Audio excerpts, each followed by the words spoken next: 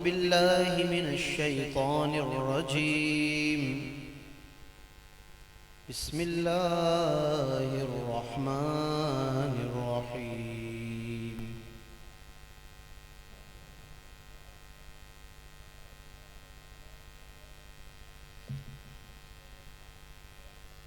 وَلَسَوْفَ يُعْطِيكَ رَبُّكَ فَتَرْضَى. وقال تعالى في مقام آخر: كنتم خير أمة أخرجت للناس آمنت بالله صدق الله مولانا العظيم وبلغنا رسوله النبي الكريم. إن الله وملائكته يصلون على النبي يا أيها الذين آمنوا صلوا عليه وسلموا تسليما. اللهم صل على سيدنا ونبينا ومولانا محمد وعلى آله وصحبه أجمعين. حمد و صلاۃ کے بعد لائق صد احترام صدر محفل استاذ العلماء حضرت علامہ مولانا محمد آصف انصاری صاحب مدد اللہ العالی اور رونق محفل ہمارے محترم جناب اویس صدیقی صاحب زیدہ حبہم و علمہم اور میزبان محفل و تمام حاضرین گرامی قدر. الحمدللہ ہم اور آپ اس بابرکت محفل میں شرکت کی یہ سعادت حاصل کر رہے ہیں. ہمارے محترم و مکرم جناب کامران وارث صاحب نے اس محفل میں مجھے شرکت اور گفتگو کرنے کے لیے دعوت عنایت فرمائی. اللہ رب کریم سے دعا ہے کہ رب کریم ان کی اس خلوص کو اور ان کے اس انعقاد محفل کو اپنی بارگاہ میں قبول و منظور فرمائے، اور جو اس محفل کا بنیادی مقصد ہے ان کے والد مرحوم جناب وارث صاحب کے ایصال ثواب کے سلسلے میں اللہ پاک اس محفل کو، ذکر و اذکار کو ایصال ثواب کا ایک بہترین ذریعہ بنائے. ایصال ثواب ہمارے دین میں ایک بہت ہی معروف طریقہ ہے اپنے مرحومین سے رابطہ رکھنے کا. عام طور پر جب بھی کوئی شخص دنیا سے چلا جاتا ہے تو ظاہر ہے کہ دنیا سے جانے کے بعد اس سے کوئی اور ہمارے پاس راستہ یا ذریعہ نہیں ہے کہ ہم اپنا رابطہ اس سے قائم کر سکیں. درود شریف پڑھ لیجیے. اللہم صلی علی سیدنا و نبینا مولانا محمد وعلی آلہ وصحبہ وبارک وسلم. کیونکہ دنیا سے جانے کے سبب وہ بظاہر لوگوں سے منقطع ہو گیا، رابطہ اس کا ختم ہو گیا، لیکن ہمارے دین نے ہمیں یہ تصور دیا کہ بظاہر رابطہ ختم ہو گیا ہے لیکن حقیقت میں رابطہ ختم نہیں ہوا، بلکہ وہ کئی طریقوں سے وہ رابطہ قائم بھی ہے اور مضبوط بھی. یہ ایک ایسا ایصال ثواب ایک ایسا خوبصورت تصور ہے جو کہ غمزدہ دلوں کو ایک بڑا سکون بھی دیتا ہے، مرحومین کو ثواب بھی پہنچاتا ہے اور پڑھنے والوں کو ذکر و اذکار کا پابندی بنا دیتا ہے۔ تو یہ اس لیے اس سلسلے کو ہمیں جاری رکھنا چاہیے اپنے والدین کے لیے، اپنے اعزاء اقربا کے لیے۔ یعنی یہاں تک اس کی اہمیت کو ہم سمجھ سکتے ہیں کہ اگر زندگی میں ہم نے اپنی نادانی میں، غفلت میں، کسی بھی غلط فہمی کی وجہ سے ہم اپنے رشتہ داروں کے ساتھ حسن سلوک نہ کر پائے، والدین کا خیال نہ کر پائے، بعد میں احساس ہوا، ان کے دنیا سے جانے کے بعد احساس ہوا، تو بھی وہ واحد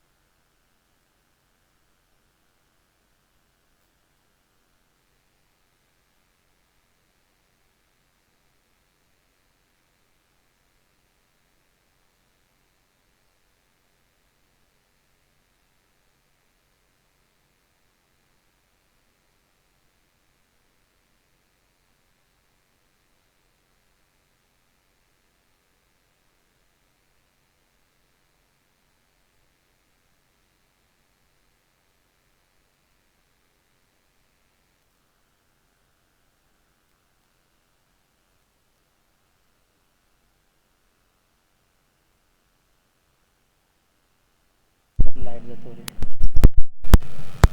ایک 40 رہتا تو کل کے ایک دم روکا ہے کہ میری بات فون کر دیں چلوں آواز میں تقریب بعد مانگ پچیس دیر دینے میں بات مانگ شام کے خدا ہلو صلو علی الحبیب اللہم صلی علی سیدنا مولانا محمد وعلی آلہ وصحبہ وسلم۔ درود شریف پڑھیے اللہم صلی علی سیدنا مولانا محمد وعلی آلہ وصحبہ وبارک وسلم۔ میں عرض یہ کر رہا تھا کہ جن رشتہ داروں کے ساتھ ہم ان کی زندگی میں حسن سلوک نہ کر سکے، والدین کا خیال نہ رکھ سکے اور وہ دنیا سے پردہ فرما گئے، تو اب جو واحد ہمارے پاس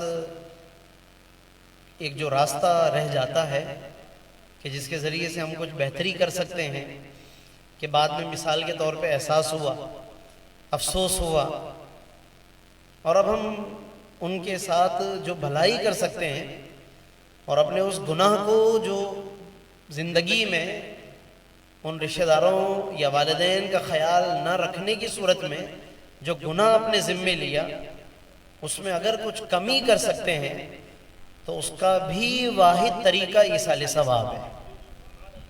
یعنی اب ان کو کچھ ان کی روح کو ایصال کر کے ثواب پہنچا کر کچھ ان کا فائدہ کر کے ہم اپنا فائدہ کر سکتے ہیں اور اپنے گناہ میں کمی کر سکتے ہیں. تو یہ اتنا اہم سلسلہ ہے. احادیث مبارکہ میں اس کا تذکرہ ہے، قرآن مجید میں اس کا تذکرہ ہے، ہماری پوری تاریخ اسلام میں اس کی مثالیں ہیں. اس لیے یہ ایصال ثواب کو ہمیں مختلف اس کے طریقوں کو سمجھنے کی ضرورت ہے، جس میں سے ایک طریقہ یہ بھی ہے ذکر و اذکار کرنا، تلاوت کرنا، درود و سلام پیش کرنا، لوگوں کے کام آنا، ان کی خدمت کرنا. الغرض کہ کوئی نہ کوئی ایسا نیک کام، ایسے نیک اعمال کہ جس سے لوگوں کا فائدہ ہو، جس میں نصیحت بھی ہے اور بھی دیگر طریقے ہیں. اولاد کی اچھی تربیت ہے، یہ پھر اور زیادہ اچھے طریقوں میں ہے، کیونکہ ایصال ثواب کے کئی طریقے ہیں. ان میں پھر بعض طریقے ایسے ہیں کہ جو بہت ہی اچھے ہیں، جن میں خاص طور پر تربیت ہے اور تعلیم. یہ دو طریقے بہت ٹاپ پر ہیں. تعلیم، اچھا نفع بخش علم، خود بھی سیکھنا، اپنے بچوں کو بھی سکھانا، یہ بھی ایصال ثواب ہے. والدین کے لیے ایصال ثواب بن جائے. تو ایصال ثواب کا یہ بھی ایک طریقہ ہے. گونج کم کر دیں، آواز ایکو ساؤنڈ نہ چلائیے. درود شریف پڑھیے. اللہم صلی علی سیدنا مولانا محمد مبارک وسلم صلاۃ و سلام علیک یا سیدی یا رحمت للعالمین.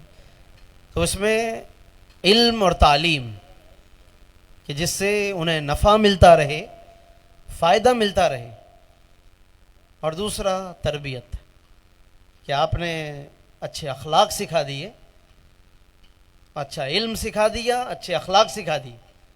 بس یہ دو ایسی بنیادی چیزیں ہیں کہ جس کا ثواب پھر کبھی بھی ختم نہیں ہوتا ہے. کھانا کھلانے کا ثواب تو جب تک کھلایا اس کے بعد وہ سلسلہ مکمل ہو گیا. کسی کو راستہ بتا دیا وہ سلسلہ وہاں پورا ہو گیا. یعنی ایسے بہت سے کام ہیں کہ جن کا ثواب بس اسی ٹائم تک ہے، لیکن بعض کام ایسے ہیں کہ جس کا ثواب جاریہ کہلاتا ہے. ثواب جاریہ کا مطلب یہ ہے کہ وہ سلسلہ جاری کر دیا جاتا ہے، وہ پھر کبھی ختم نہیں ہوتا، یا جب تک اللہ چاہے وہ چلتا رہتا ہے. اور ہمارے یہاں مطلب صحابہ کرام میں حضور علیہ الصلوۃ والسلام کی مبارک سیرت میں اس کی مثالیں بہت ساری موجود ہیں کہ انہوں نے اس طرح کے کام کیے کہ جس کا ثواب جاریہ ہو گیا. جب تک وہ چیز قائم رہی، برقرار رہی، اس کا ثواب چلتا رہا. جیسے حضرت سعد بن عبادہ رضی اللہ عنہ حضور کے صحابی ہیں، ان کی والدہ کا انتقال ہو گیا. تو وہ بعد میں حضور کی بارگاہ میں حاضر ہوئے اور عرض کیا کہ یا رسول اللہ صلی اللہ علیہ وسلم، میری والدہ کا انتقال ہو گیا، تو میں ان کی طرف سے کیا ایسا عمل کروں کہ جس کا انہیں فائدہ پہنچتا رہے. تو آپ صلی اللہ علیہ وسلم نے پانی کا ذکر فرمایا، پانی کا تذکرہ فرمایا، کیونکہ اس وقت اہل مدینہ کو پانی کی زیادہ ضرورت تھی، پانی کی قلت تھی. تو آپ صلی اللہ علیہ وسلم نے پانی پلانے کی بات فرمائی. اچھا، انہوں نے پھر کیا کیا؟ انہوں نے ایسا نہیں کہ صرف پانی پلا دیا کہ وہ تو اسی وقت ثواب ملے گا پھر بات ختم ہو جائے گی. انہوں نے ایک مستقل انتظام کیا پانی کا. یعنی اللہ نے ان کو جتنی توفیق دی، استطاعت دی، تو وہ گئے اور انہوں نے ایک جگہ جو بھی ان کو مناسب لگی وہاں پر انہوں نے کنواں تیار کروایا. اور وہ کنواں جب تیار ہو گیا تو انہوں نے ایک بڑا زبردست جملہ کہا. وہ بظاہر ایک جملہ ہے چھوٹا سا، لیکن اس میں ہمارے لیے ایک رہنمائی بھی ہے، کیونکہ بہت سے لوگ طرح طرح کی غلط فہمیوں کا شکار بھی ہو جاتے ہیں ان مسائل کو سمجھنے میں. ایصال بات سمجھ میں آنی چاہیے ہمیں، اور اس کے بعد میں سمجھتا ہوں کہ کوئی کنفیوژن نہیں ہونی چاہیے. وہ کیا ہے؟ وہ یہ ہے کہ آج کل جب ہمارے یہاں کوئی فاتحہ ہوتی ہے محفلوں میں یا گھروں میں، تو آپ حضرات جانتے ہیں کہ فاتحہ کے موقع پہ کہتے ہیں کہ یا کوئی پوچھتا ہے تب بھی، اور ویسے خود بھی ہم کہتے ہیں کہ بھئی یہ فاتحہ جو ہے فلاں مرحوم کے لیے ہے، پھر اس مرحوم کا نام لے لیتے ہیں، فلاں مرحوم کے لیے یا فلاں مرحومہ کے لیے یا بزرگان دین کے لیے ہے یا 11ویں شریف کی فاتحہ ہے، اس طرح کہتے ہیں۔ تو اب اس پر اعتراض کیا کیا جاتا ہے، جس کو سن کر عام نوجوان یا عام آدمی کنفیوز ہو جاتا ہے کہ ہاں بھائی بات تو صحیح کہہ رہی ہیں، اعتراض تو صحیح ہے، حالانکہ اعتراض صحیح نہیں ہے وہ، لیکن لوگوں کو اچھا لگتا ہے وہ اعتراض یہ کیا جاتا ہے کہ بھئی فاتحہ تو اللہ کے لیے ہے، آپ کہہ رہے ہیں جی فلاں مرحوم کے لیے ہے، فلاں مرحوم کے لیے ہے، تو یہ تو اللہ کے لیے سارا آپ نے کیا ہے، تو آپ عین دعا کے وقت یہ سارا کا سارا فلاں مرحوم کے لیے کر دیتے ہیں، تو یہ تو بھائی سب غلط ہو گیا، یہ سب اللہ کے لیے تھا، آپ نے آخر میں سارا مرحوم کے لیے کر کے سب غلط کر دیے، اس لیے ہم نہیں آتے آپ کی محفل میں، اس لیے ہم فاتحہ نہیں کھاتے بھائی۔ اس طرح کی باتیں سوشل میڈیا پہ عام پھیلائی جا رہی ہیں۔ اب اسی کو یہاں سمجھ لیجئے، اسی حدیث رسول صلی اللہ علیہ وسلم کی روشنی میں کہ حضرت سعد بن عبادہ نے پانی کا کنواں تیار کروایا، تو وہ نیک عمل کس کے لیے کیا؟ اللہ کے لیے کیا انہوں نے، بھائی عمل تو اللہ کے لیے کیا نا، تو بظاہر ان کو کیا کہنا چاہیے تھا کہ ہذہ للہ تعالی، کہ یہ میرا عمل اللہ کے لیے ہے، مگر وہاں کیا کہہ رہے ہیں؟ ہذہ، جو حدیث کے الفاظ ہیں وہ میں بیان کر رہا ہوں، عربی میں جو عربی میں الفاظ ہیں حدیث کی کتابوں میں، وہ الفاظ یہ ہیں ہذہ لأم سعد، کہ یہ کنواں سعد کی والدہ کے لیے ہے۔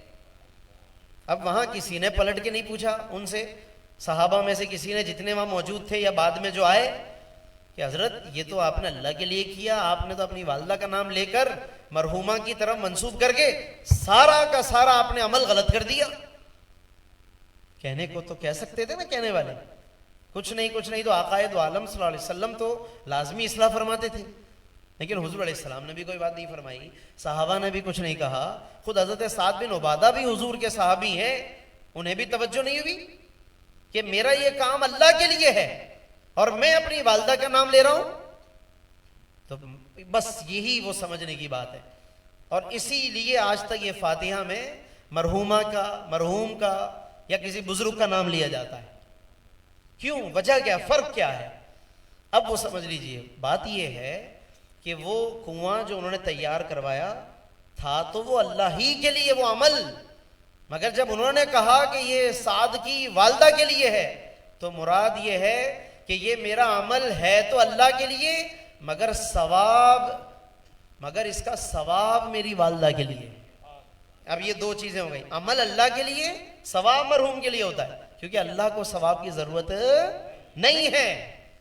تو یہ جو ہم فاتحہ میں کہتے ہیں کہ یہ فلاں مرحوم کے لیے ہے، یہ فلاں مرحومہ کے لیے ہے، تو اب اس پر اعتراض بنتا ہی نہیں ہے، کیونکہ عمل اور فاتحہ محفل سب اللہ کے لیے ہے، ثواب فلاں مرحوم کے لیے ہے، یہ اس دعا کا مطلب ہوتا ہے، اس لیے اس میں الجھنے کی کوئی ایسی بات نہیں ہے۔ اور ایسی اور بھی مطلب بہت ساری چھوٹی چھوٹی چیزیں ہیں جس پر لوگ الجھتے رہتے ہیں، اور ان چھوٹی چھوٹی باتوں کی وجہ سے لوگ پریشان بھی رہتے ہیں، لیکن اگر ہم اس طرح سے بہت سی باتوں کو کلیئر کر لیں، سیکھیں، احادیث میں غور کریں، علماء سے معلوم کریں، تو ہماری بہت سی ایسی باتیں خود بخود دور ہو جائیں گی اور ہمیں سمجھنے میں مدد ملے گی۔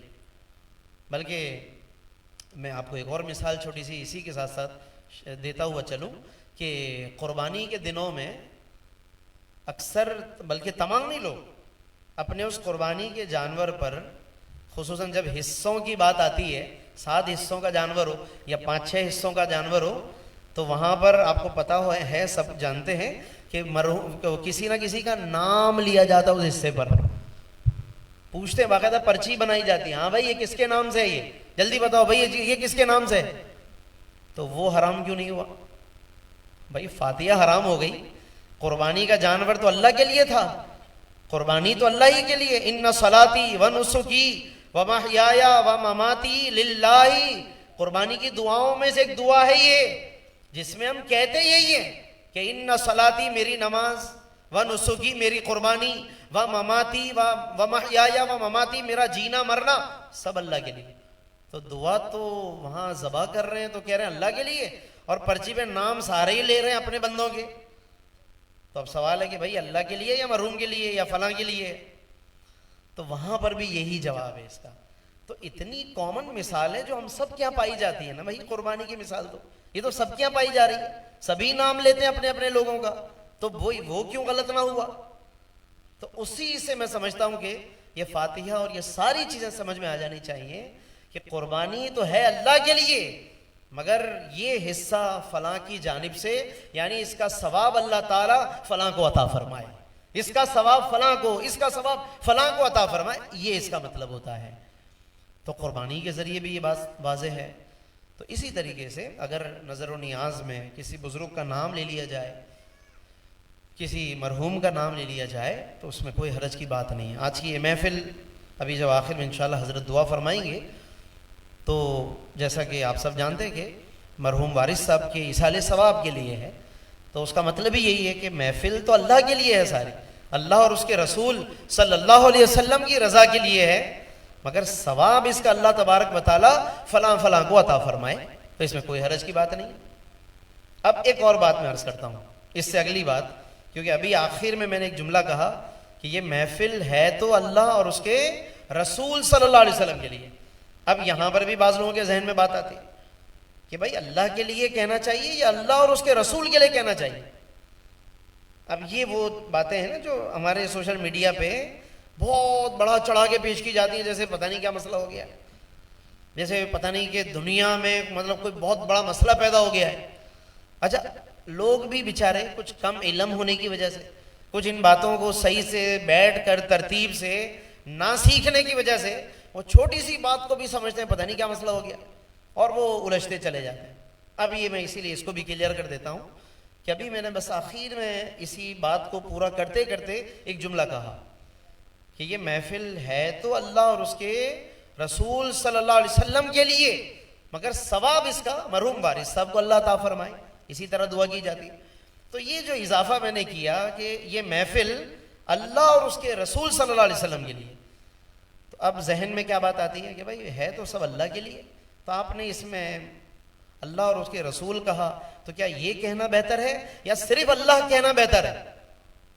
ٹھیک ہے، اب میں اس پر آپ کو عرض کرتا ہوں کہ بات یہ ہے کہ اللہ تبارک و تعالیٰ نے اپنے حبیب صلی اللہ علیہ وسلم کو یہ رتبہ عطا فرمایا، یہ مقام عطا فرمایا کہ اللہ نے خود اپنے حبیب کا ذکر اپنے ذکر کے ساتھ شامل فرمایا ہوا ہے. اس کی کئی مثالیں ہیں. یہ ایک جملہ میں نے شروع میں مطلب آپ کے سامنے رکھ دیا ہے، پھر آگے پوری پھر اس کی تشریحات ہیں، احادیث ہیں، مثالیں ہیں، واقعات ہیں، دلائل ہی دلائل ہیں. اس پر تو پوری کتابیں اس پہ لکھی گئی کہ اللہ نے کس طرح اپنے حبیب کے ذکر کو اپنے ذکر کے ساتھ ملا دیا. دیکھیں میں چلیں بہت ساری مثالوں میں جاؤں گا تو پھر بات بہت دور تک جائے گی. میں ایک مثال دے دیتا ہوں کہ جب ہم سب نماز شروع کرتے ہیں تو کیا کہتے ہیں؟ واسطے اللہ تعالیٰ کی.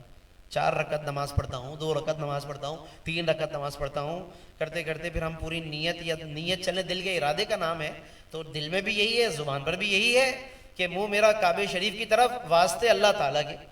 یعنی نماز اللہ ہی کے لیے، اس میں کوئی شک نہیں ہے. بلکہ نماز کی شان تو یہ ہے کہ اس کا پہلا لفظ بھی اللہ ہے، آخری لفظ بھی اللہ ہے. شاید کبھی نہ سوچا ہو آپ نے اس طرح. نماز کا آغاز کس سے کرتے ہیں؟ اللہ اکبر، تو لفظ اللہ ہے سب سے پہلے. اختتام کہاں کرتے ہیں؟ السلام علیکم ورحمۃ اللہ، آخری لفظ بھی اللہ ہے.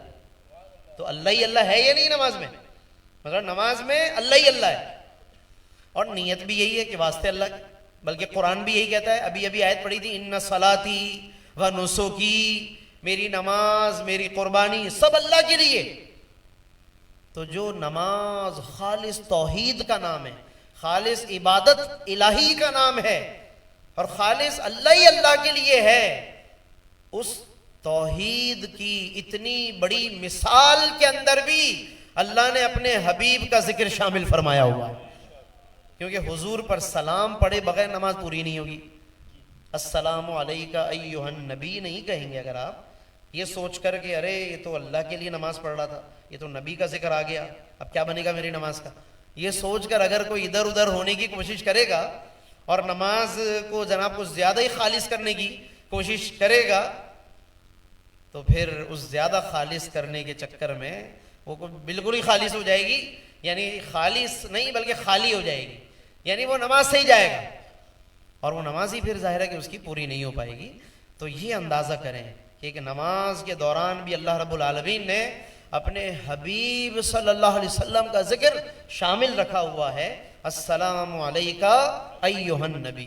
تو اس لیے اللہ نے اپنے حبیب کے ذکر کو خود اپنے ذکر کے ساتھ ملایا اور شامل فرما دیا۔ بلکہ یہ جو آیت ہے قرآن میں ورفعنا والی جو مشہور آیت ہے ورفعنا لک ذکرک، تو یہ جب آیت نازل ہو گئی اور فرما دیا گیا کہ اے حبیب صلی اللہ علیہ وسلم ہم نے آپ کے لیے آپ کے ذکر کو بلند فرما دیا، تو اللہ نے پھر اپنے پیارے محبوب صلی اللہ علیہ وسلم کے پاس جبریل امین کو ایک پیغام دے کر بھیجا۔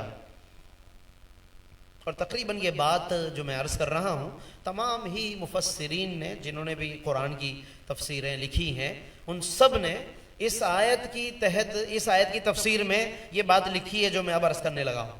یعنی اگر آپ میں سے کوئی تلاش بھی کرنا چاہے تو آرام سے اس کو ورفعنا لک ذکر کی تفسیر میں یہ بات مل جائے گی، عربی میں تفسیر ہو، اردو میں ہو، کسی بھی زبان میں ہو، انشاءاللہ یہ مل جائے گی۔ وہ بات یہ ہے کہ اللہ رب العزت نے جبریل امین کو اپنے پیارے محبوب کی خدمت میں بھیجا اور یہ پیغام دے کر بھیجا کہ میرے محبوب سے آپ جا کر کہیے کہ میں نے ان کا ذکر ورفعنا جو میں نے فرمایا کہ ہم نے آپ کا ذکر بلند کر دیا، تو کس طرح ہم نے بلند کر دیا، اور پھر اس کے بعد میرے حبیب کے سامنے میرا یہ پیغام پہنچائیے کہ میں نے کس طرح ان کا ذکر بلند کیا۔ تو حضور علیہ السلام نے فرمایا جبریل امین سے کہ کس طرح، بتائیے اللہ کا کیا پیغام ہے کہ اس نے میرا ذکر کس طرح بلند کیا۔ تو اس کا جواب پھر جبریل امین نے دیا کہ اللہ رب العالمین نے فرمایا ہے، پیغام بھیجا ہے کہ آپ کا ذکر اس طرح بلند کیا کہ اذا ذکرت ذکرت معی، کہ اللہ فرماتا ہے کہ جہاں جہاں میرا ذکر کیا جائے گا وہاں وہاں آپ کا ذکر بھی کیا جائے گا۔ اللہ یا رسول اللہ حق یا علی۔ تو اس طرح سے اللہ نے اپنے حبیب کے ذکر کو خود شامل کیا، پیغام بھی یہی بھیجا ہے۔ اذانوں میں بھی اس کی مثال موجود ہے، اشہد ان لا الہ الا اللہ ہے تو فوراً اشہد ان محمد رسول۔ اور دنیا میں شاید کوئی وقت ایسا نہیں گزرتا کہ جب اذان نہ ہو رہی ہو۔ ٹائم کیونکہ دنیا بھر میں گھومتا رہتا ہے، دن اور رات کے 24 گھنٹے دنیا بھر میں ٹائم آتا رہتا ہے نماز، اور پوری دنیا میں ہر وقت اذان نماز کا ٹائم چل رہا ہے، کوئی نہ کوئی، کہیں کوئی سی نماز ہو رہی ہے، کہیں کوئی سی نماز ہو رہی ہے، کہیں رات ہے تو کہیں دن ہے۔ اس ٹائم یہ آپ سب جانتے ہیں ان باتوں کو، کہیں اس ٹائم دن ہے، تو یہ سارے ٹائم ٹیبل تو دنیا بھر میں چل ہی رہے ہیں۔ تو جتنا دنیا بھر میں یہ ٹائم چل رہا ہے اتنی اذانیں ہو رہی ہیں، اور جتنی اذانیں ہو رہی ہیں ہر اذان میں اللہ کے ذکر کے ساتھ محبوب کا ذکر بھی ہو رہا ہے۔ تو اس کا مطلب دنیا میں کوئی ٹائم خالی ہی نہیں ہے اس بات سے۔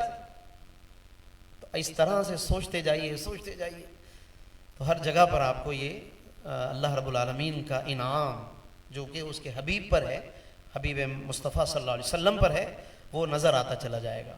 اس لیے میں نے شروع میں ایک آیت مبارکہ تلاوت کی کہ وَلَسَوْفَ سورہ وَالضُّحَیٰ کی وَلَسَوْفَ يُعْطِيكَ رَبُّكَ فَتَرْضَىٰ، ان قریب آپ کو آپ کا رب اتنا عطا فرمائے گا، اتنا نوازے گا کہ آپ راضی ہو جائیں گے۔ یعنی اللہ نے آپ کی شان کو اتنا بڑھا دیا ہے، اتنی مثالیں دنیا میں قائم فرما دی کہ آپ راضی ہو جائیں گے۔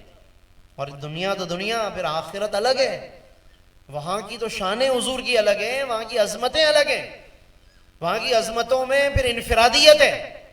انفرادیت کا مطلب یہ ہے کہ وہاں پھر حضور بالکل نمایاں نظر آئیں، وہاں بالکل نمایاں۔ دنیا میں بھی اللہ نے نمایاں کیا، دکھایا۔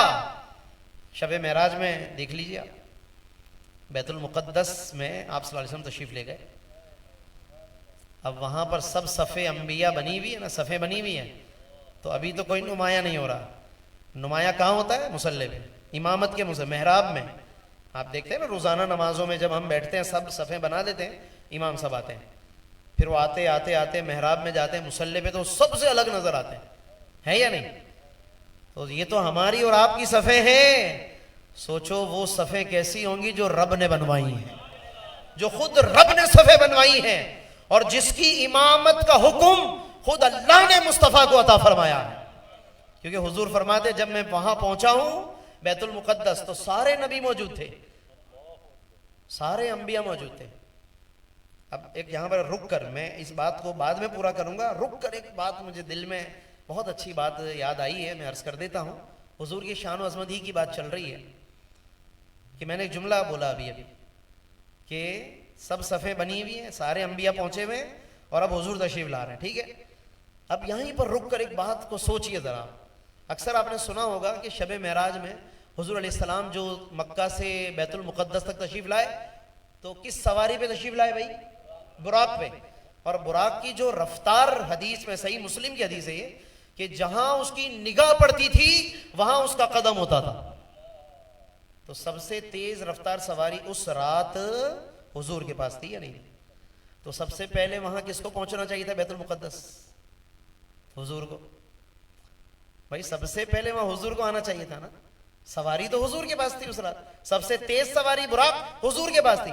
پھر مزید اس سواری کی رفتار میں اضافہ جبریل امین کے ذریعے مزید سمجھنے ہو سکتا تھا کہ جبریل بھی حضور کے ساتھ ہیں، جن کی اپنی رفتار جبریل کی یہ ہے کہ وہ لمحوں میں آسمانوں سے زمین پر آتے ہیں، تو جبریل بھی ساتھ ہے۔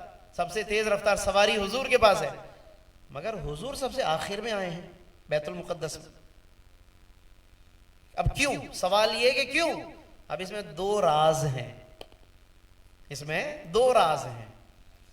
ایک راز تو ختم نبوت کا ہے، آخری نبی ہے نا تو سارے اندر پہلے آ گئے، اب وہ آخری آ رہے ہیں جو واقعی آخری نبی ہے۔ ختم نبوت کا اشارہ دینا تھا نا، تو اللہ نے اس طرح تمام نبیوں کو وہاں پہلے بلا کر اپنے حبیب کو آخر میں رکھا تاکہ اشارہ ہو جائے کہ ان کے بعد کوئی آنے والا نہیں ہے۔ تاجدار ختم نبوت، تاجدار ختم نبوت کا تاج اللہ نے اپنے حبیب کو عطا فرمایا۔ اور ایک راز اور ہے، ایک راز اور ہے، اور وہ راز یہ ہے کہ اگر حضور علیہ السلام پہلے تشریف لے آتے تو پھر حضور سب کا انتظار کرتے۔ کیا دولہا انتظار کرتا ہے؟ سب پہلے آ جاتے ہیں پھر سب انتظار کرتے ہیں، بار بار دیکھتے ہیں، تو پھر دولہا کی آمد ہوتی ہے، کتنا اچھا لگتا ہے۔ اگر آج بھی کہیں محفل میں دولہا پہلے پہنچ جائے تو لوگ بظاہر اچھا نہیں سمجھیں گے، اس کو آنے والوں کو بھی تھوڑا شرمندگی بھی ہوگی۔ انتظار کا جو ایک طریقہ ہے وہ یہی ہے۔ تو اگر حضور انور صلی اللہ علیہ وسلم پہلے تشریف لاتے تو آقا انتظار فرماتے۔ اللہ نے نہ چاہا کہ میرا حبیب انتظار کرے، بلکہ رب نے یہ پسند فرمایا کہ سب آ کر میرے محبوب کا انتظار فرمائے۔ تو یہ سب آ گئے اور سب حضور کا انتظار فرما رہے ہیں، لہٰذا پھر حضور کی آمد ہوئی ہے، اور میدان محشر میں بھی پھر اس کی جھلک دیکھنے کو ملے گی۔ اسی لیے سیدی امام احمد رضا فرماتے ہیں کہ کاش محشر میں جب ان کی آمد ہو اور بھیجیں سب، اس کا مطلب وہ سب پہنچے ہوئے تھے پہلے، جبھی تو کہہ رہے ہیں کاش ان کی آمد اور اب جیسے ہی حضور کی آمد ہوگی سب دیکھیں گے ارے حضور آ گئے، تو بھیجیں سب ان کی شوکت پہ لاکھوں سلام۔ وہاں پر بھی یہی منظر ہے کہ وہاں پہلے لوگ پہنچے ہوئے، اب سرکار کی تشریف آوری ہو رہی۔ کیا اللہ نے ورفعنا ہے، یہ سب ورفعنا ہے، اللہ نے اس طرح اپنے حبیب کی عزت و عظمت کو بلند فرمایا ہے۔ تو شب معراج میں آپ صلی اللہ علیہ وسلم نے ان نبیوں کی سب کی امامت فرمائی، تو اللہ رب العالمین نے آپ صلی اللہ علیہ وسلم کو یہ عزت و توقیر عطا فرمائی، یہ عزت بخشی کہ آپ صلی اللہ علیہ وسلم امام الانبیاء ہیں، امام المرسلین ہیں۔ اور پھر حضور خود فرماتے ہیں انا قائد المرسلین، انا قائد الاولین والآخرین، کہ میں تو اولین و آخرین کا قائد و رہنما ہوں، جتنے پہلے گزر گئے، جتنے بعد میں جو لوگ بھی ہیں، یعنی سب کا قائد ہوں، تمام رسولوں کا سردار، سید الاولین والآخرین۔ پھر لیکن ایک بہت اہم جملہ اس کے اندر ہے، یاد رکھیے گا، یہ حدیثیں ہیں ساری صحیح بخاری میں، صحیح مسلم میں، حضور علیہ السلام کی شان و عظمت کی حدیثیں ہیں یہ، کہ حضور نے فرمایا میں تمام بنی آدم کا سردار ہوں، اولاد آدم کا سردار ہوں، سب کا مجھے آقا و مولا بنایا گیا۔ یہ مفہوم ہے ان تمام حدیثوں کا لیکن ان تمام حدیثوں کے آخر میں ایک جملہ حضور فرماتے گئے ولا فخر، کہ لیکن مجھے کوئی فخر نہیں ہے۔ یہ دیکھیے آپ حضور علیہ السلام کی گفتگو کا انداز دیکھیے آپ۔ آج ہمیں کوئی چھوٹی موٹی کوئی عزت مل جائے تو ہم چوڑے ہوتے ہیں، فخریہ باتیں کرتے ہیں، بڑے بڑے جملے بول رہے ہوتے ہیں، اپنی شان و عظمت کو بڑھائے جا رہے ہیں۔ لیکن آقا دو عالم صلی اللہ علیہ وسلم کی تواضع اور انکسار کا عالم دیکھیا کہ اللہ رب العالمین نے وہ عظمتیں عطا فرمائیں کہ جن عظمتوں کے لیے ہمارے پاس الفاظ نہیں ہیں، مگر وہ کیا فرما رہے ہیں ولا فخر، کہ مجھے اس پہ فخر نہیں، میں فخر نہیں کرتا۔ تو حضور علیہ السلام کبھی فخر نہیں فرماتے تھے، ٹھیک ہے نا، اس لیے فخریہ انداز ہونا نہیں چاہیے۔ عاجزی سرکار نے پسند فرمائی، تواضع کو پسند فرمایا، ایک وجہ تو یہ ہے ولا فخر کی۔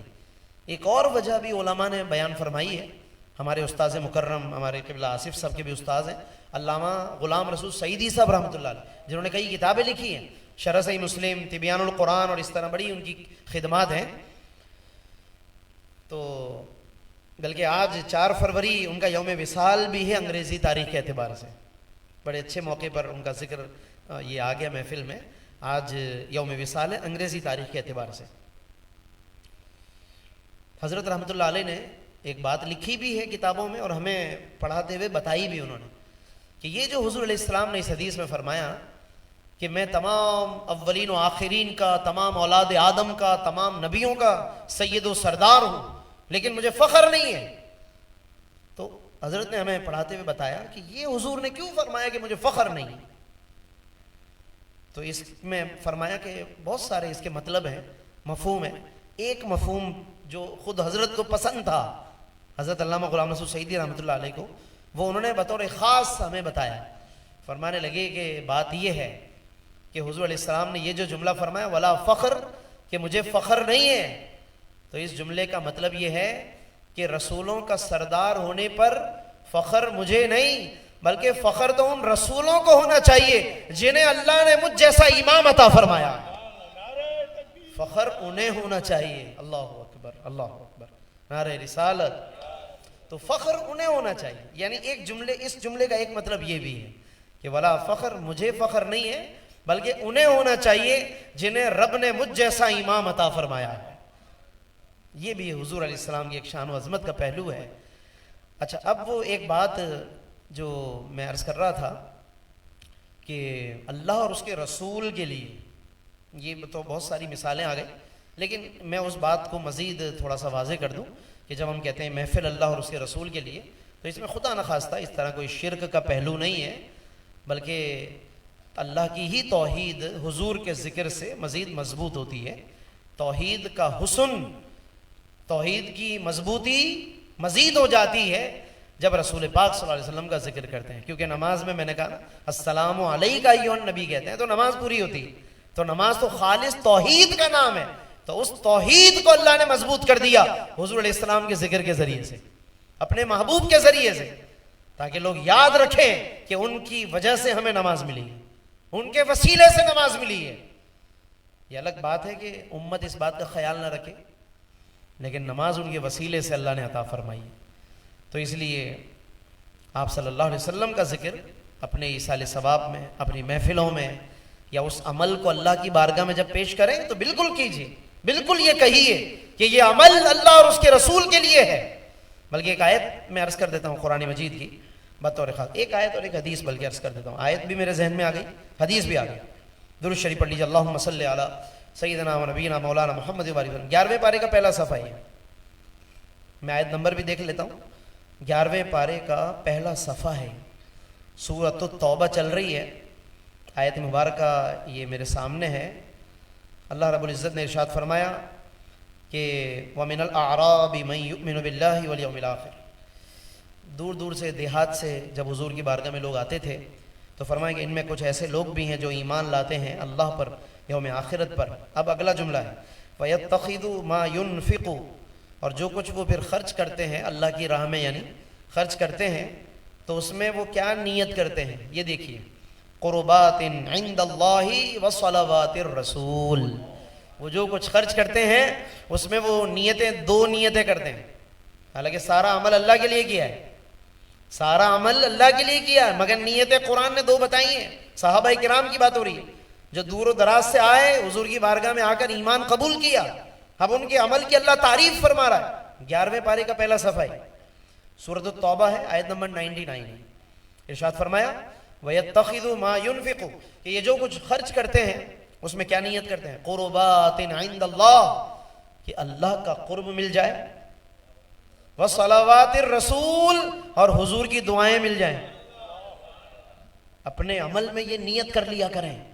جب کوئی اچھا عمل کریں یہ نیت کر لیا کریں.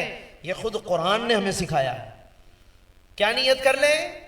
قربات عند اللہ، اللہ کا قرب مل جائے، وصلوات الرسول میرے آقا کی دعائیں نصیب ہو جائیں، میرے آقا کی دعائیں مل جائیں. اور کیا چاہیے آپ اس عمل کی پھر مقبولیت کا کیا کہنا اگر واقعی یہ نیت. دکھلاوا نہیں ہونا چاہیے. دکھلاوے کو مائنس کریں، ریاکاری کو ادھر ادھر کریں، لوگوں کی طرف سے داد و تحسین کو بھی مائنس کریں، پھر ان دو نیتوں کا فائدہ ہوگا. یہ دو نیتیں پھر صحیح معنی میں نظر آئیں. اب حدیث سن لیجئے. یہ تو آیت تھی 99 سورۃ التوبہ. اب حدیث ہے، صحیح بخاری کی حدیث ہے. حضرت ابو موسیٰ الاشعری رضی اللہ تعالیٰ عنہ کی ایک حدیث ہے جو میرے ذہن میں اس وقت آئی ہے، عرض کر دیتا ہوں. بڑی اچھی تلاوت کرتے تھے آپ. حضرت ابو موسیٰ اشعری رضی اللہ عنہ بہت عمدہ قرآن پڑھتے تھے. بعض صحابہ کے نام بڑے مشہور ہیں قرآن پڑھنے میں. ویسے تو سبھی اچھا پڑھتے تھے لیکن کچھ کے نام بڑے ٹاپ پر ہیں. جیسے آج بھی کہتے ہیں بھائی فلاں قاری القراء ہیں، فلاں صاحب تو فلاں استاذ القراء ہیں. اس طرح کچھ کے نام بڑے ماشاءاللہ ٹاپ آف دی لسٹ ہو جاتے ہیں. اسی طرح حضرت ابو موسیٰ اشعری رضی اللہ عنہ، اللہ نے بڑا ان کو خوبصورت لہن اور بڑی خوبصورت آواز عطا فرمائی. لہن داؤدی ان کے بارے میں حدیث میں آیا ہے. اب وہی حدیث میں عرض کر رہا ہوں تو اس میں یہ بھی ان کی شان و عظمت بھی پتہ چل جائے گی، اور جو بات میں عرض کر رہا تھا کہ اللہ اور اس کے رسول کے لیے نیت کرنا یہ بھی واضح ہو جائے. ہوا یہ کہ حضرت ابو موسیٰ اشعری رضی اللہ عنہ مسجد میں بیٹھے ہوئے تلاوت کر رہے تھے. نبی کریم صلی اللہ علیہ وسلم مسجد میں تشریف لائے. اب یہ تو اپنا قبلے کی طرف رخ کر کے بیٹھے ہوئے پڑھ رہے ہیں. جیسے اگر کوئی پہلی صف میں بیٹھا ہوا اور مسجد میں کوئی پچھلے دروازے سے آئے گا، مسجد میں داخل ہوگا تو وہ جو بندہ مصروف ہے اسے تو نہیں پتہ چلے گا کون آیا. تو یہ اپنی تلاوت کرتے رہے. لیکن حضور کو ان کی تلاوت اتنی پسند تھی اور اتنی پسند آئی کہ خود حضور ایک طرف کو کھڑے ہو کر ان کی تلاوت سننے لگ گئے. سرکار دو عالم صلی اللہ علیہ وسلم ایک طرف کو کھڑے ہو گئے، تشریف فرما ہو گئے اور یہ تلاوت کر رہے ہیں. اپنے گمان میں سمجھ رہے میں اکیلا ہوں تو بڑے اچھی آواز بنا کے پڑھ رہے ہیں اور حضور کو اچھا لگ رہا ہے. تو جب تک ان کی طبیعت ساتھ دیتی رہی، ان کو دل چاہتا رہا پڑھنے کا، یہ پڑھتے رہے اور حضور علیہ السلام پسند فرماتے رہے. جب انہوں نے تلاوت کو مکمل کر لیا تو سرکار تشریف لائے اور پھر حضور نے فرمایا اے ابو موسیٰ تمہیں لہن داؤدی عطا فرمایا گیا. یہی وہ حدیث ہے، صحیح بخاری میں صحیح مسلم میں یہ حدیث. اے ابو موسیٰ تمہیں لہن داؤد، یعنی حضرت داؤد کو جو اللہ نے حسن عطا کیا آواز کا، وہ حسن اللہ نے تمہیں عطا فرمایا. اب اس حدیث کو ابھی میں پورا کروں گا، تھوڑی دیر میں رک کر ایک بات عرض کروں، انشاءاللہ بہت اچھا لگے گا. یہ بات کون کہہ سکتا ہے کسی کے بارے میں کہ تمہیں لہن داؤدی عطا کیا گیا؟ کیا میں اور آپ کسی کے بارے میں کہہ سکتے ہیں؟ نہیں، کیونکہ ہم نے حضرت داؤد کا لہن سنا ہی نہیں ہے. بھائی ہم نے حضرت داؤد کی آواز، حضرت داؤد کا لہن تو سنا ہی نہیں ہے، تو میں اور آپ تو کسی کو کہہ ہی نہیں سکتے چاہے کتنی اچھی آواز کیوں نہ ہو. لیکن حضور فرما رہے ہیں ابو موسیٰ اشعری سے کہ آپ کو لہن داؤد ہی ملا ہے. اس کا مطلب ہے کہ آقا نے حضرت داؤد کا لہن بھی سنا ہوا ہے. کیوں نہ ہو کہ وہ امام الانبیاء ہے نا. بھائی شب معراج میں سب کو نماز بھی پڑھائی ہے تو تمام نبیوں کو وہ جانتے بھی ہیں، تمام نبیوں کی آواز کو بھی جانتے ہیں. تو اسی لیے فرما رہے ہیں اے ابو موسیٰ آپ کو لہن داؤد ہی عطا فرمایا گیا ہے. حضرت ابو موسیٰ نے جب یہ بات سنی کہ حضور نے میری تلاوت کو پسند کیا تو کیا جملہ کہا؟ اب یہی وہ جملہ ہے جس کی وجہ سے میں نے حدیث سنائی آپ کو. وہ جملہ یہ ہے کہ انہوں نے عرض کیا یا رسول اللہ اگر مجھے معلوم ہوتا کہ آپ میری تلاوت سن رہے ہیں تو میں اور اچھا کر کے پڑھتا. تو اب سوال ہے کہ تلاوت حضور کے لیے کرنی چاہیے اللہ کے لیے کرنی چاہیے؟ بھائی اللہ کے لیے کرنی چاہیے. تو یہاں تو حضرت ابو موسیٰ اشعری کہہ رہے ہیں اگر مجھے پتا ہوتا کہ آپ سن رہے ہیں تو یا رسول اللہ میں اور اچھا کر کے پڑھتا. تو یہ تو شرک ہو گیا, یہ تو حضور کو اللہ کے ساتھ ملا دیا نا. بھائی یہی باتیں ہیں جو کلیئر کرنے کی ہیں, چھوٹی چھوٹی چیزیں ہیں. جہاں سے میں نے بات شروع کی تھی شروع میں کہ سوشل میڈیا نے لوگوں کو ایسا پریشان کر کے رکھا ہوا ہے اور لوگ لا علمی کم علمی کی وجہ سے بہت جلدی سے متاثر ہو جاتے ہیں, پریشان ہو جاتے ہیں. تو اس لیے ان باتوں میں الجھنے کی کوئی ضرورت نہیں ہے. جو ہمیں اسلاف کرام سے, ہمارے بزرگوں سے جو طریقہ اور جو دلائل ہمیں ملے ہیں, ہمیں اس پر ایک اطمینان بھی ہے اور اس میں گہرائی بھی ہے. گہرائی بھی ہے, وہ ہماری اپنی سمجھ میں نہ آ رہی ہو ایک الگ بات ہے, لیکن جب آپ بہت اچھی طرح تسلی سے بیٹھ کر سوچیں گے, پڑھیں گے, غور کریں گے تو بہت کچھ سمجھنے کو ملے گا, بہت کچھ واضح ہوگا انشاءاللہ. بس اختتام کرتے ہوئے شعبان المعظم کے حوالے سے ایک دو باتیں عرض کر دیتا ہوں, کیونکہ ایصال ثواب پر بھی میں نے بات عرض کر دی, شان رسالت پر بھی بات کر دی میں نے, جو کہ اصل ٹاپک تھا آج کی محفل کا, یعنی محفل میلاد مصطفیٰ صلی اللہ علیہ وسلم, اور ایصال ثواب ہے چونکہ, تو وہ بھی بات میں نے عرض کر دی. اب چونکہ مہینہ شعبان کا چل رہا ہے تو بس اس پر ایک دو باتیں عرض کر کے اپنی بات کو ختم کر رہا ہوں کہ بہت بابرکت مہینہ ہے یہ, اسلامی سال کا 8واں مہینہ یہ ماہ شعبان المعظم. اور حضور پر نور صلی اللہ علیہ وسلم کا طریقہ تھا, معمول تھا کہ جب رجب کا مہینہ یعنی شعبان سے پہلا والا مہینہ آ جاتا تو آپ صلی اللہ علیہ وسلم دعا فرماتے تھے کہ اللہم بارک لنا فی رجب و شعبان وبلغنا رمضان. یہ دعا ہم سب کو اپنی دعاؤں میں شامل رکھنی چاہیے. عربی میں نہ بھی آتی ہو تو اردو میں دعا کر سکتے ہیں, اے اللہ ہمارے لیے رجب اور شعبان میں خیر و برکت نازل فرما اور ہمیں ماہ رمضان تک پہنچنے کی توفیق عطا فرما. تو یہ بڑی بابرکت دعا ہے, بہت آسان دعا ہے یہ, اور اس دعا میں ایک اشارہ بھی ہے, ایک تربیت بھی ہماری. وہ تربیت یہ ہے کہ آپ صلی اللہ علیہ وسلم نے ان 2 مہینوں کے لیے برکت کا ذکر فرمایا. اللہم بارک لنا فی رجب و شعبان, اے اللہ ہمارے لیے شعبان اور رجب اور شعبان میں برکتیں نازل فرما, اور رمضان تک پہنچا اس کے لیے برکت کی بات نہیں فرمائی, ادھر برکت کی بات فرمائی. تو یہ اشارہ ہے کہ یہ 2 مہینے اگر بابرکت یعنی اچھے طریقے سے آپ نے گزار دیے تو یہی رمضان کی تیاری کا ذریعہ بن جائیں گے. یعنی گویا ان 2 مہینوں کے لیے برکت کا لفظ رمضان کی تیاری کا اشارہ ہے. تو رمضان کی تیاری رمضان سے پہلے کرنی چاہیے, ٹھیک ہے نا. رمضان کی تیاری رمضان سے پہلے کرنے کی ہوتی ہے, اس کے آنے کے بعد نہیں. ایسا نہیں کہ اب وہ آ گیا ہے تو چلو بھائی اب تو آ ہی گیا ہے تو اب ہم کچھ نیک کام شروع کریں. پہلے سے کیوں نہیں کرتے ہم؟ پہلے سے کچھ اچھے کام کریں, پہلے سے اپنے آپ کو ستھرا کر لیں. دیکھیں گھر میں مہمان آنے والا ہوتا ہے تو کیا مہمان کے آنے کے بعد اس کو ڈرائنگ روم میں بٹھا کر تیاری شروع کرتے ہیں کہ حضرت اب آپ بیٹھیے ہمیں گھر کی صفائی کرنی ہے, اب آپ بیٹھیے ہمیں گھر کے پردے چینج کرنے ہیں کیونکہ آپ آ گئے ہیں, اب ہم نے کھانے کا آرڈر بھی کرنا ہے, سوچنا ہے, مطلب میٹنگ کرنی ہے گھر میں کہ کیا کیا بنانا چاہیے, بڑے اچھے مہمان آئے. ارے بھائی یہ سب کچھ پہلے کرنا چاہیے آپ کو, ہمارے آنے کے بعد گھر کی صفائی کر رہے ہیں آپ لوگ. تو اپنے مہمانوں کے ساتھ تو ہم کبھی ایسا نہیں کرتے, لیکن شاید کہ اللہ کے مہمان کے ساتھ ایسا ہی کرتے ہیں. رمضان مبارک سے کہ آنے کے بعد ہم شاید کہ کچھ بہتری لاتے ہیں, تو ایسا نہ کیجیے. پہلے سے حضور علیہ السلام کا طریقہ یہی تھا, یہی دعا سکھائی جا رہی, اللہم بارک لنا فی رجب و شعبان. یہ اشارہ اسی طرح کا ہی. تو اس لیے شعبان کے مہینے کو بہت اچھے طریقے سے گزارنا چاہیے. رجب تو گزر چکا, اس کی کوتاہیوں کو یہاں تھوڑا پورا کر لیجئے, تلاوت کا آغاز کیجئے, درود و سلام کا آغاز کیجئے, صدقات و خیرات کیجئے, اور دیگر کوتاہیوں پہ خصوصاً نظر کیجئے. یہ نیک اعمال تو چلے ٹھیک ہے پھر بھی لوگ کر ہی لیتے ہیں, کوتاہیوں پہ نظر, یہ اہم چیز ہے. اور علم دین حاصل کیجیے, کم از کم وہ علم دین جتنا رمضان میں ضروری ہے اس کو پہلے سے سیکھیے نا. وہ جو فرض علوم کہلاتے ہیں, اپنی نماز ہم بہتر کریں اس کا علم فرض ہے, تلاوت ہماری بہتر ہو اس کا علم فرض ہے, زکوٰۃ ہمیں دینی ہے یا نہیں دینی اس کا علم فرض ہے, روزہ رکھنا ہے اور کتنے رکھنے ہیں, کب روزہ, کیا اس کے بارے میں کیا کیا حکام ہے, یہ فرض ہے. اس کا روزہ بھی فرض ہے, اس کا علم بھی فرض ہے, زکوٰۃ فرض, اس کا علم بھی فرض, مگر خیال ہی نہیں, اس کی طرف توجہ ہی نہیں ہے معاشرے میں. تو یہ وہ تیاری ہے جو ہمیں پہلے سے کرنی چاہیے, اپنے اوپر توجہ دینی چاہیے, اپنے عمل کو بہتر بنانا چاہیے. شہر القرآن اس کو کہا گیا ہے. ویسے نزول قرآن تو رمضان میں ہے, لیکن شعبان کو شہر القرآن اس لیے کہا گیا کہ صحابہ کرام اس میں تلاوت کو بڑھا دیا کرتے تھے.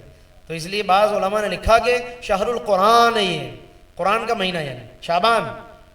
اسی طرح شہر الصلاۃ علی النبی صلی اللہ علیہ وسلم، حضور پر درود کا مہینہ. کیوں کہ یہ جو آیت درود ان اللہ و ملائکتہ والی آیت، یہ بھی اللہ نے شعبان میں نازل فرمائی ہے. تو آیت درود بھی شعبان میں اتری ہے. تو یہ اس طرح سے سیکھنے کی ضرورت ہے. ہر مہینہ جب بھی آئے نا تو اس کی نسبتوں کو سوچیے، کون کون سے بزرگوں کا ذکر ہے، ان بزرگوں کے واقعات سے اپنی تربیت کریں. اور پھر اس میں کون کون سے تاریخی واقعات ہوئے، اس سے کچھ نہ کچھ سیکھنے کی کوشش کریں. تو ہر اسلامی مہینے کی معلومات بھی مل جائے گی اور تربیت کے واقعات بھی مل جائیں گے انشاءاللہ العزیز. اور اپنے بچوں کو پھر سکھائیے. تو اس طرح بچوں کو اچھی چیزوں میں ہم مصروف کر سکتے ہیں، جس کی آج کے دور میں بہت زیادہ ضرورت ہے. اگر انہیں اچھے کاموں میں مصروف نہیں کریں گے اپنے آپ کو اور اپنے بچوں کو، تو پھر یہ ادھر ادھر بھٹکتے رہیں گے اور بعد میں ہمیں شکایت رہے گی، اور اس وقت پھر بات بہت آگے نکل جائے گی، مشکل ہو جائے گا. اللہ تبارک و تعالیٰ سے دعا ہے کہ رب کریم ہم سب پر اپنی رحمتیں برکتیں نازل فرمائے، عالم اسلام کی خیر فرمائے، ماہ شعبان کی برکتیں رحمتیں ہم سب کو نصیب فرمائے، اور اس محفل کو اللہ پاک اپنی بارگاہ میں قبول فرمائے. آمین. وآخر دعوانا الحمدللہ رب العالمین. سلام کے لیے کھڑے ہو جائیں. یا نبی سلام علیکہ، یا رسول سلام علیکہ، یا حبیب سلام علیکہ، صلوات اللہ علیکہ، صلوات اللہ علیکہ. طلع البدر علینا من ثنیۃ الوداع، وجب الشکر علینا ما دعا للہ داعی. تیری رحمتوں کا دریا سر عام چل رہا ہے، مجھے بھیک مل رہی ہے، مجھے بھیک مل رہی ہے، میرا کام چل رہا ہے.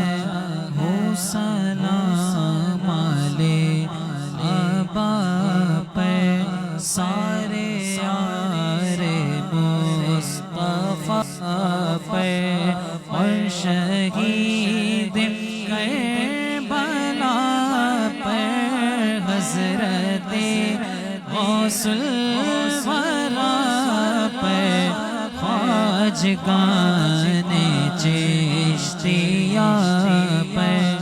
حق درود تم پہ بھیجے، تم مدام اس کو سرا ہو. کیوں رضا مشکل سے ڈریے، کیوں رضا مشکل سے ڈریے، جب نبی مشکل کشا ہو. یا نبی سلام علیکہ، یا رسول سلام علیکہ، یا حبیب سلام علیکہ، صلوات اللہ علیکہ، صلوات اللہ علیکہ. الصلاة والسلام علیکہ یا رسول اللہ، الصلاة والسلام علیکہ یا حبیب اللہ، الصلاة والسلام علیکہ یا نبی اللہ، وعلى آلک واصحابک یا خاتم النبیین.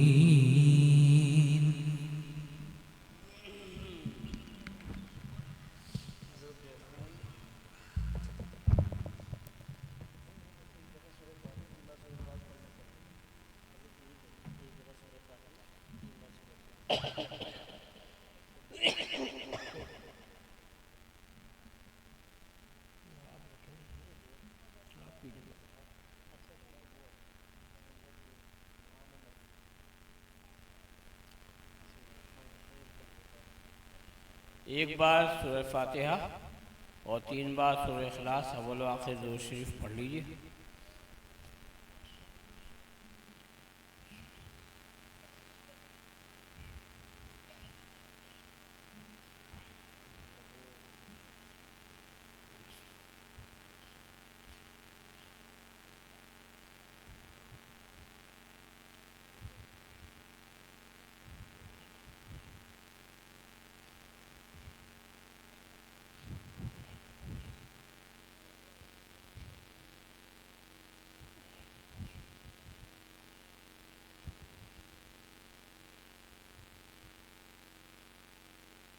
الحمدللہ رب العالمین، اللہم صلی علی سیدنا مولانا محمد وعلی آل سیدنا مولانا محمد وبارک وسلم علیہ۔